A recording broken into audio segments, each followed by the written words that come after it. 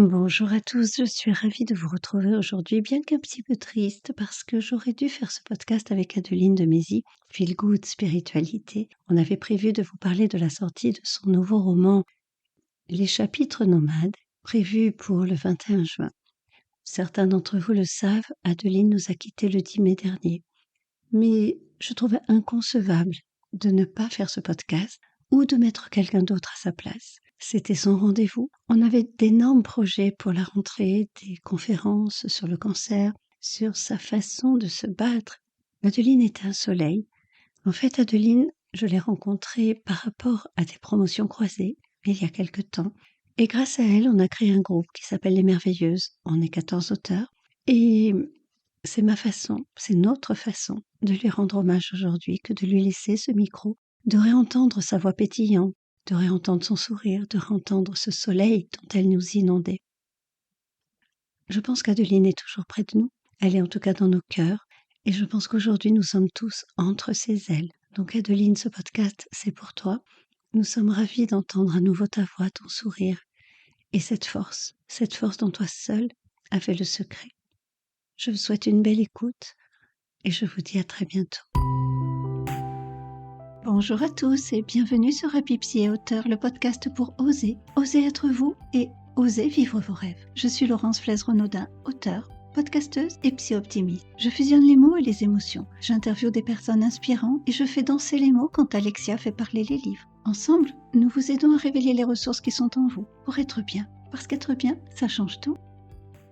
Bonjour à tous et bonjour à toi Adeline. Je te remercie d'avoir accepté mon invitation pour cet espace Ils ont rêvé et ils ont osé pour que tu nous parles de ton expérience, de ce rêve que tu as amené à aboutissement puisque aujourd'hui tu es une auteur de les Feel Good et puis j'ai vu que tu écrivais aussi des guides santé.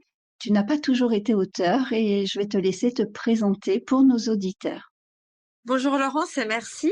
Alors effectivement, je n'ai pas toujours été auteure puisque j'ai commencé en tant qu'assistante de direction, donc 12 ans dans l'assistanat commercial et de direction dans des entreprises de travaux publics.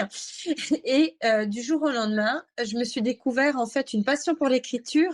Enfin, du jour au lendemain, oui et non. On va dire que j'ai découvert, on m'a diagnostiqué un cancer du sein métastatique, c'était en 2015 et du coup, à partir de ce moment-là, je ne pouvais plus travailler et c'est là que je me suis ouverte finalement à l'écriture, mais également et surtout à la spiritualité. Ah oui. Alors, moi, j'ai été assistante de direction il y a très, très, très longtemps, mais l'écriture est venue, moi, après un accident de voiture en 2010. Et comme quoi, on appelle ça, enfin, moi, j'appelle ça les cadeaux mal emballés de la vie, qui nous amènent avec un petit coup de pied aux fesses à bouger. Bon, un cancer, c'est quand même un sacré cadeau mal emballé, quand même. Mais j'ai ce niveau de spiritualité tout autant que toi. J'adore ta façon d'écrire et je te laisse continuer.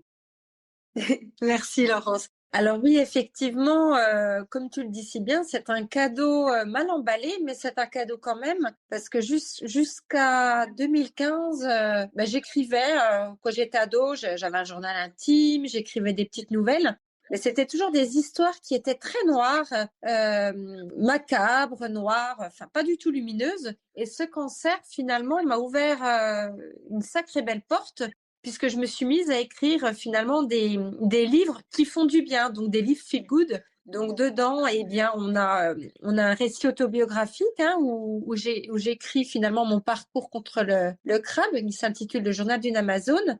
Mais j'ai également écrit. Non, je disais, pardon, je t'ai coupé, mais je disais, oui, oui, je l'ai vu, ce livre, oui. D'accord, pardon.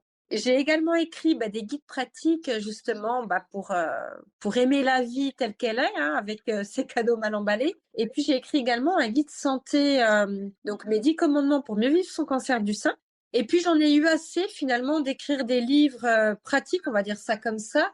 J'avais vraiment envie d'écrire des histoires, cette fois-ci romancées. Et donc en mars de cette année est arrivé Quand les destins s'en mêlent, qui est un roman initiatique qui met en scène 3 personnages, 3 écorchés de la vie qui vont finalement entreprendre un cheminement personnel et spirituel et dont les destins vont s'entrecroiser, s'emmêler. Il s'intitule donc Quand les destins s'en mêlent.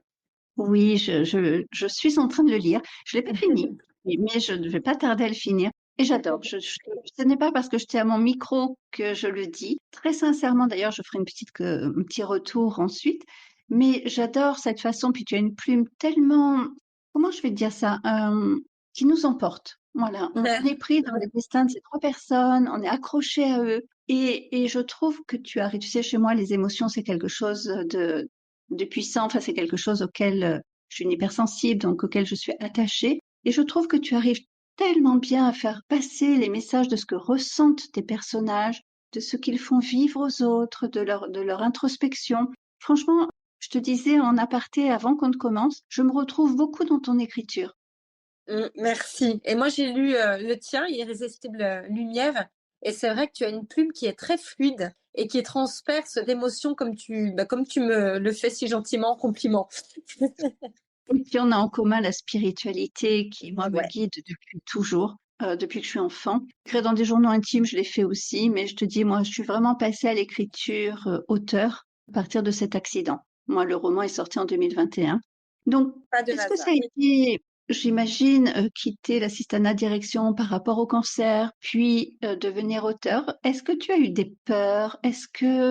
Quel a été ton cheminement? Parce que je sais que c'est un diagnostic qui, sur l'instant, ben, nous terrasse un petit peu avant Tout de à fait. rebondir. Et je trouve que tu rebondis merveilleusement bien. Et merci pour tout ce que tu fais. Toutes ces promos croisées, tout ce dynamisme que tu mets. Merci. Parce que c'est quand même grâce à ça qu'on s'est rencontrés. Ah Donc, ouais, merci. exactement. Ah ben c'est vrai que c'est une belle opportunité d'avoir été mises toutes les deux sur la route. Effectivement, quand le cancer arrive, surtout que moi c'est un cancer de stade 3 ou 4, hein, je ne sais plus précisément, mais c'est un stade enfin, très agressif. Il n'y a pas eu de peur plus que ça d'écrire le livre parce qu'en fait le diagnostic était très sombre, hein. Un médecin m'avait donné 6 mois maximum, un an à vivre. Donc, quand j'ai écrit le livre, j'avais pas du tout d'appréhension. Je jetais finalement ce qui me passait par la tête sur le papier, mais de façon très positive. Je veux pas écrire des choses noires. Je veux vraiment montrer que la vie est belle.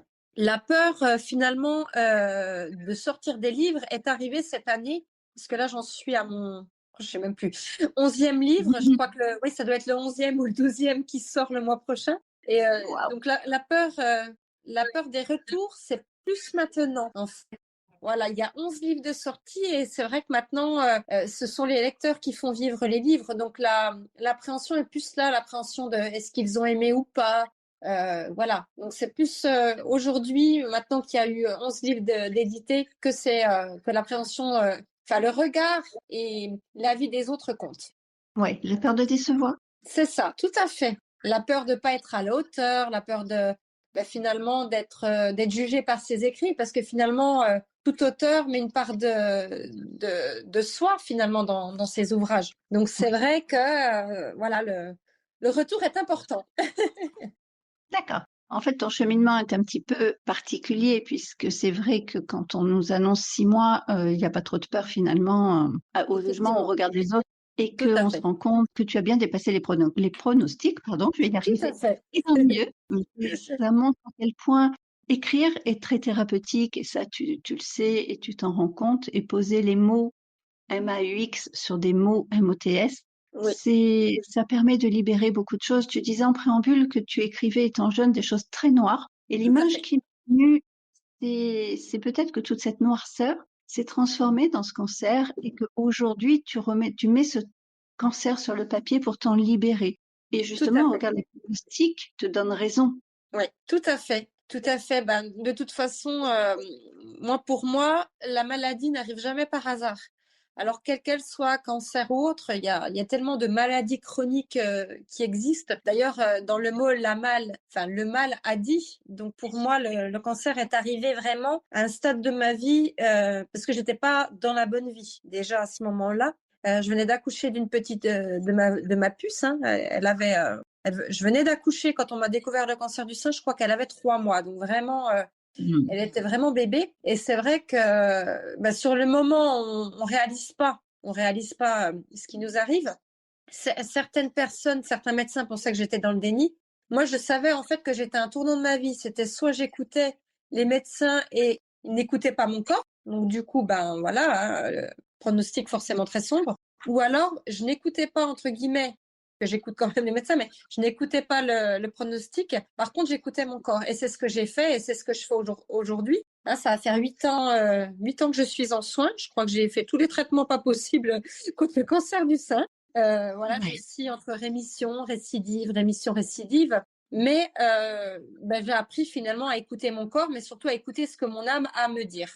Oui, oui, quand tu parlais de corps, je voulais te dire, je ressentais l'intuition. Ouais. Le corps nous parle davantage de toute façon que la tête. Mais malgré tout, tu as été puisé en toi une force incroyable et elle se dégage dans ta façon de parler, dans ta façon d'en parler, dans tes écrits. Moi, je suis admirative de ce parcours. Je suis admirative des personnes. Alors, on a choisi cette date, on a oublié de le dire en préambule, on a choisi cette date ensemble parce que justement, c'est Octobre Rose et que Oui, c'était aussi. important, voilà, de participer à ces actions.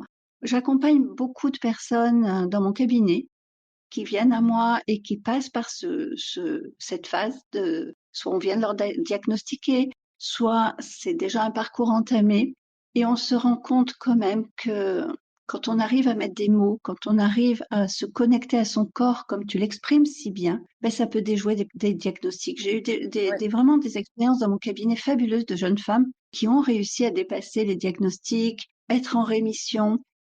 J'ai accompagné des messieurs, hein, il n'y a pas que des femmes, mais notamment plus de femmes que d'hommes. Et moi, je suis admirative toujours de ce combat et d'aller chercher cette force et garder le sourire. Parce que ce que je remarque, mais c'est que ces personnes ont un vrai sourire. Elles font pas semblant d'aller bien pour les autres. Elles vont bien C'est pour ça. elles-mêmes. C'est ça, le sourire est hyper important. Enfin, la psychologie positive, la positive attitude, comme dirait Laurie la chanteuse, c'est ce qui nous maintient debout. Le cancer, il attend qu'une faiblesse de notre part, une faiblesse, un écart. Et du coup, être dans la noirceur, eh ben finalement, c'est le laisser gagner un round. Et Dieu sait que c'est important de gagner même un round contre le cancer. Un round, deux rounds, trois rounds, c'est ce qui nous c'est ce qui nous permet, pardon, de parvenir à la guérison, en fait. C'est de gagner des rounds et jusqu'au jour où le cancer va en avoir ras-le-bol, finalement que ce soit nous qui le tuons avec nos sourires, avec nos traitements. Et du coup, on parvient finalement à la guérison avec un état d'esprit positif. Pour moi, Oui. la guérison, c'est 80% du mental et du moral. Mais complètement. Et ce que j'apprécie surtout dans tes posts, c'est que bon, tu parles toujours de positive attitude et c'est génial, mais tu n'es pas non plus dans le déni des émotions. Tu ne fais pas fi de ces moments difficiles, de ces émotions à accueillir, puis de les digérer pour aller vers le positif. Et j'aime ce discours parce que la pensée positive, on pourrait penser que c'est une baguette magique. Et tu le traduis très bien, tu le fais bien passer ce message que c'est pas une baguette magique, mais c'est un état d'être. Oui, c'est ça. Un état d'être complet. Et effectivement, je suis sincère. Alors, Ça te ressent. les réseaux sociaux, il y a beaucoup de faux. Il y a beaucoup de... Tout n'est pas authentique dans les posts. Et effectivement, il fut un temps où j'osais pas dire qu'il y a des fois, je suis comme tout le monde, je suis un être humain. Et ben il y a des fois, effectivement, je vais pas forcément me réveiller avec la banane. Ça arrive. Et je l'accepte, je tolère cet état d'être finalement. Donc, j'apprivoise mes émotions. Je leur laisse la place aussi d'exister. Et effectivement, il y a des jours avec, il y a des jours sans. Mais moi, j'adore les chats. Voilà, j'adore les chats. J'ai un chat à la maison. Enfin, j'adore les chats. Et finalement, j'aime bien utiliser cette image. Je suis comme les chats. C'est-à-dire, je tombe, mais je retombe toujours sur mes pattes. Et je rebondis Oui, après. Et c'est ça oui, qu'il faut faire avec le cancer, c'est apprivoiser. Les émotions négatives, elles sont là, elles ont besoin de sortir et il faut l'accepter. Faut pas se marteler en tête. Oh là là, c'est pas bien. Du coup, je stresse, je suis pas bien, je suis triste, je suis en colère. Du coup, il va gagner. Non, faut justement le fait de le dire, de le sortir. Quelque part, on s'autorise à exister, à être qui on est en fait. Et ça, c'est oui, une part de gagner sur la maladie. absolument. Et moi, je dis qu'il n'y a pas d'émotions négatives finalement parce qu'elles sont toutes des messages. Et quand elles sont pas agréables, elles viennent nous dire qu'on n'est plus aligné avec nous, qu'il y a quelque chose qu'il faut qu'on aille régler. C'est ça. Et c'est la façon dont tu l'exprimes. Là, on peut entendre ce que nous dit effectivement notre corps et notre intuition. Exactement. Et ce qui est rigolo, c'est que l'intuition, je pense que je l'avais déjà avant d'être malade, hein, mais J'étais quelqu'un, alors, petit aparté, avant d'être malade, j'étais quelqu'un de très superficiel. J'étais pas du tout qui je suis aujourd'hui. J'étais une jeune femme pleine de vie déjà, mais qui était beaucoup dans le paraître, beaucoup dans la superficialité, le besoin de plaire, d'être jolie, d'être bien habillée, etc. Donc voilà, ça c'était la petite parenthèse. Et en fait, quand le cancer est arrivé, il faut savoir que ben voilà, il y a des traitements qui font perdre des cheveux. Il y a des traitements, par exemple, moi, je me suis baptisée Robocop parce que finalement, voilà, j'ai plus de pièces d'origine, j'ai beaucoup d'occasions. C'est-à-dire, voilà, C'est un peu l'image. voilà, je suis Robocop, voilà, clairement, Terminator même. C'est-à-dire, j'ai été opérée 2 fois du foie. On m'a enlevé deux fois le lobe du foie. On m'a enlevé les 2 seins. On m'a enlevé, enfin, il y a eu beaucoup d'opérations. J'ai eu à 3 reprises la perte des cheveux, la perte des poils, des cils. Donc les poils, c'est agréable pour une femme de les perdre, mais pour le reste, c'est un peu plus compliqué. Et je m'autorisais pas finalement à exister avant. Et là, on apprend finalement à s'aimer dans sa globalité. On apprend finalement à accepter qui on est finalement au-delà du paraître. Et donc, je ne sais plus pourquoi je voulais en venir à ça. Du coup, ah oui, j'osais pas finalement m'écouter. Et là, maintenant, finalement, on apprend à être qui on est et on se découvre des parts insoupçonnées. Et du coup, voilà où je voulais en venir. C'est qu'avant d'être malade, donc j'étais quelqu'un de superficiel, j'avais très certainement un petit don, une petite intuition qui ne s'autorisait pas à être là puisque je ne m'écoutais pas. Et depuis la maladie, eh bien, j'ai développé un certain don. Alors, je ne sais pas comment on peut appeler ça, une certaine clairvoyance. Et du coup, j'ai des petits flashs, j'ai beaucoup d'intuitions qui m'arrivent. Alors, pas forcément, là, je suis en pleine chimiothérapie, donc les lendemains qui suivent la chimio, j'arrive pas. Mais c'est vrai que quand je suis en pleine vitalité, quand mon énergie vitale est là, eh bien, j'ai un petit don d'intuition. Et du coup, je tire les cartes, je me tire les cartes, je fais le pendule. Et ça n'était pas là, enfin, ça l'était peut-être, mais ça a vraiment vu le jour après la maladie parce que je me suis autorisée à m'écouter et à écouter ce que mon âme a à me dire. Ouais. En fait, la maladie t'a amené sur un chemin de lumière Oui, à travers les ténèbres du cancer, en fait. On pourrait l'imager c'est de cette ça. façon. C'est tellement ça, c'est tellement imagé et comme le titre de ton livre, Irrésistible lumière. Oui, c'est la lumière est pour moi quelque chose. Bon, bah, il y a plein de connotations derrière. Sur Irrésistible Lumière, je voulais justement parler de cette part intuitive en moi, de cette connexion à quelque chose de beaucoup plus grand, qu'on peut nommer Mhm. l'au-delà ou qu'on peut nommer ce que l'on veut. Et puis la lumière au bout du tunnel, la lumière parce que c'est quand même le chemin du dépassement de soi. Et c'est une lumière aussi quand on aperçoit qu'on peut aller plus loin et qu'il y a quelque chose qui nous attire et qui nous guide. Donc c'est pour C'est ça que ça. j'avais choisi ce titre en fait, pour résumer, pour symboliser tout ça. Un titre qui est vraiment tout trouvé finalement, parce que comme tu dis, en 2 mots, on peut faire un livre, même plusieurs tomes, pour décrire les bienfaits finalement et la magie qui émane de cette lumière, la magie de la vie, l'âme qui Oui, agit en fait. c'est ça. Oui, c'est complètement ça.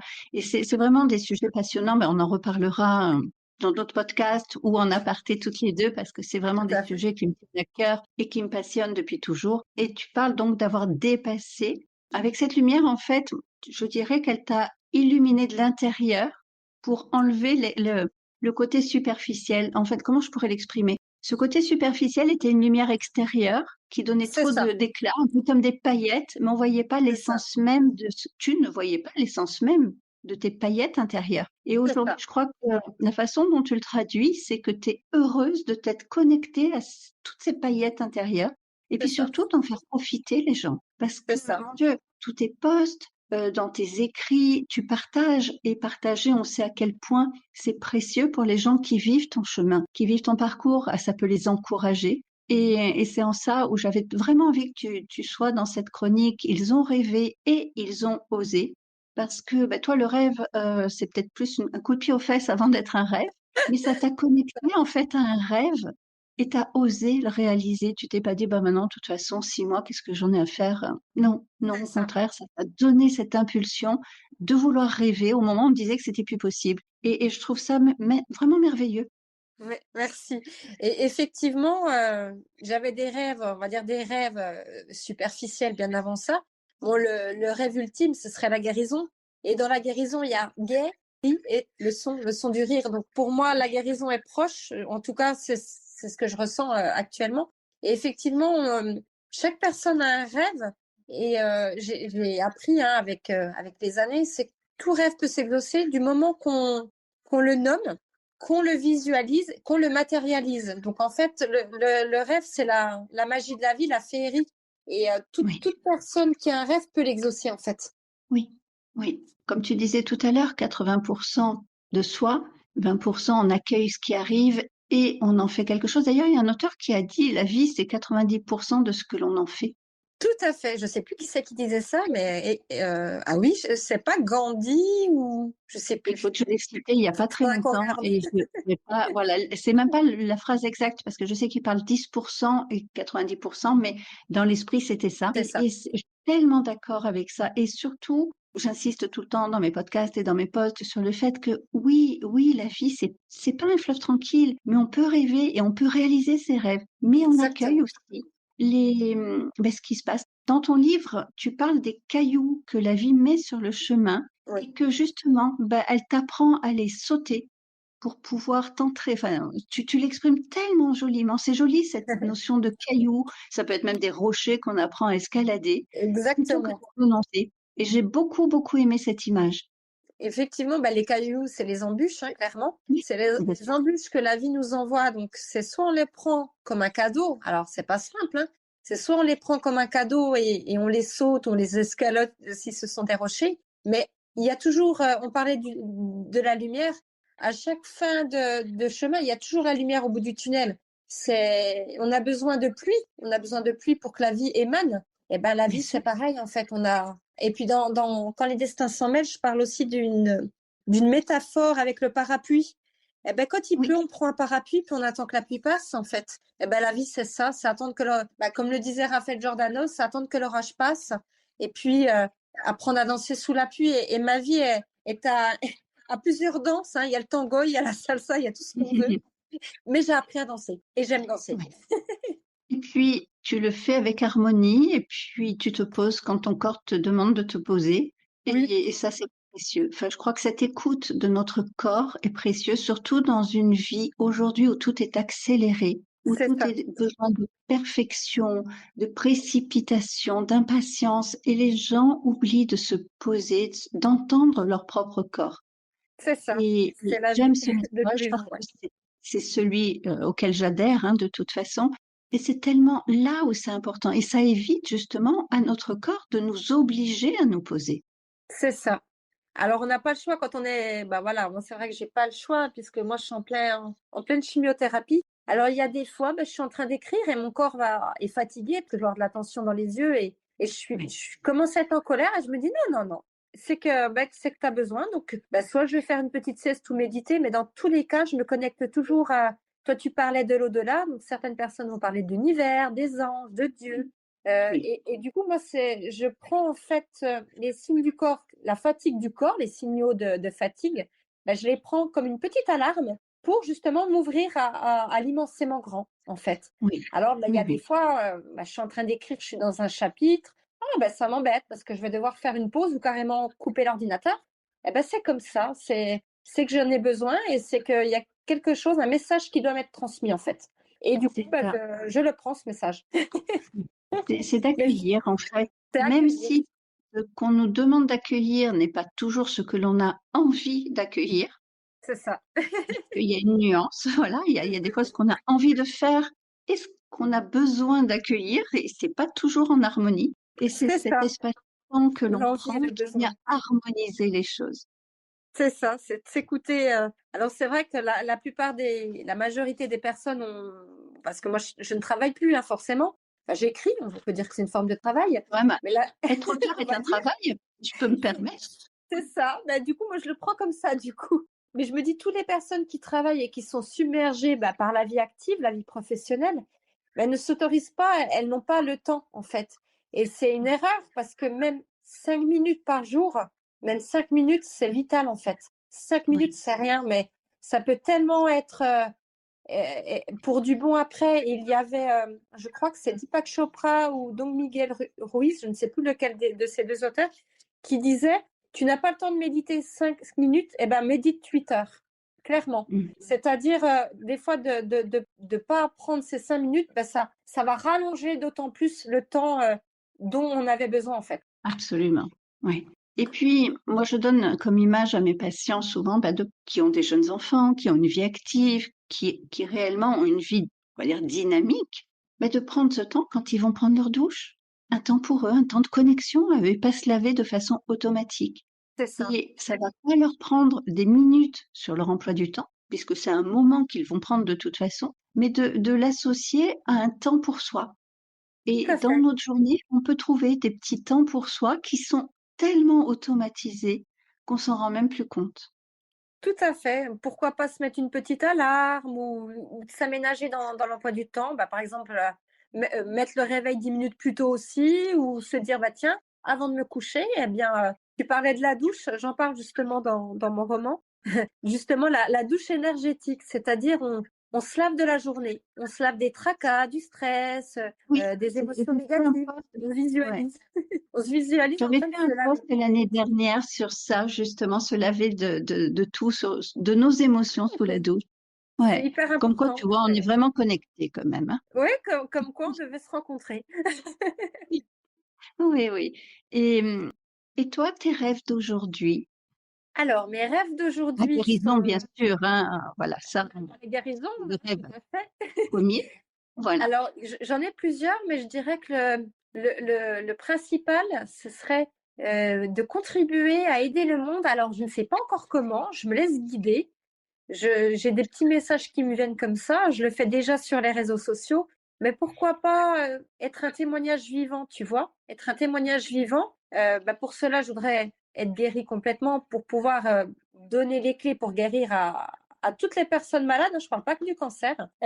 Donc il y aurait donc être un témoignage vivant. Et puis le deuxième, ce serait bah, d'écrire des livres, être finalement, pourquoi pas la future Raphaël Giordano. Ben oui, je te le souhaite Sympa. en tout cas. Oui, En tout cas, voilà, c'est vrai que j'ai plusieurs rêves. Le premier, bah, c'est la guérison et ensuite de témoigner de cette guérison, en fait. Je le fais déjà, tu me diras quelque part. Je témoigne de mon expérience face à la oui, mais maladie et puis j'ai compris à plus grande échelle en fait, pour toucher voilà, c'est plus de ça, monde. c'est ça. Et puis ça m'obligerait un petit peu à sortir de ma zone de confort, de voyager aussi. Oui, Parce que c'est bien d'être devant un ordinateur, mais là, voilà, de voyager, de faire des petites conférences, pourquoi pas? oui, oui. On pourra envisager des choses, je pense, Ah, ça sur ce pourrait être domaine. sympa. Ça pourrait Ouais, être sympa. ouais. On va vous avez tout ça en avant-première finalement, mais on peut Bah oui. cogiter avec Adeline sur des choses à vous proposer.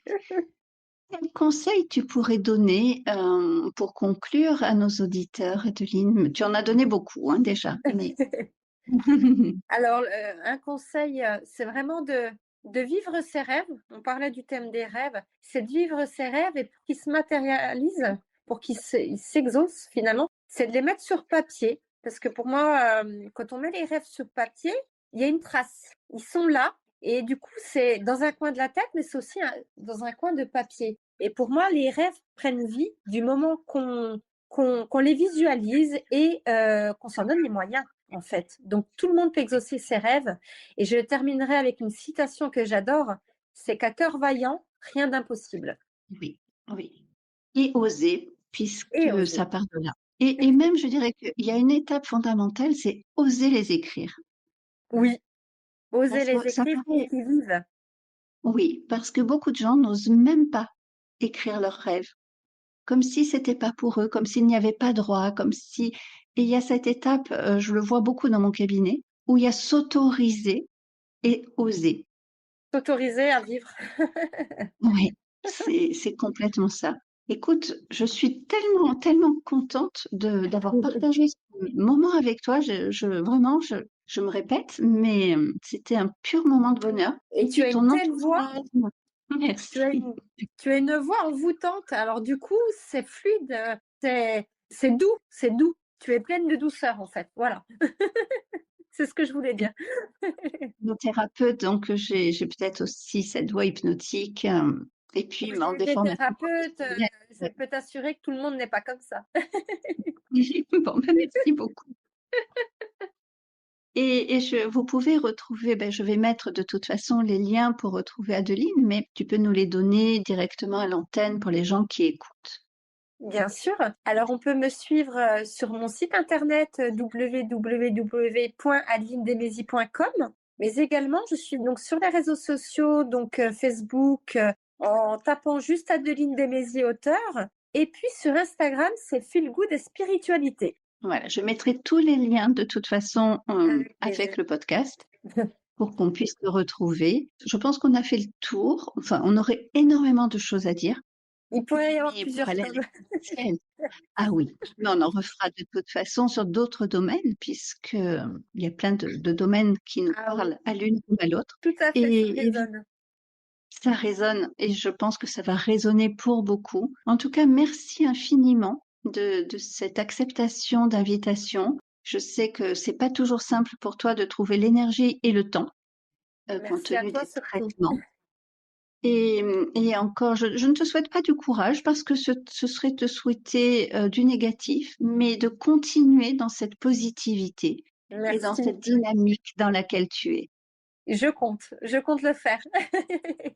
Je sais. Et puis, je te dis à très très bientôt et je dis à nos auditeurs à très bientôt pour les podcasts quotidiens et puis ceux avec Alexia qu'on retrouve tous les 15 jours. Merci beaucoup, Adeline.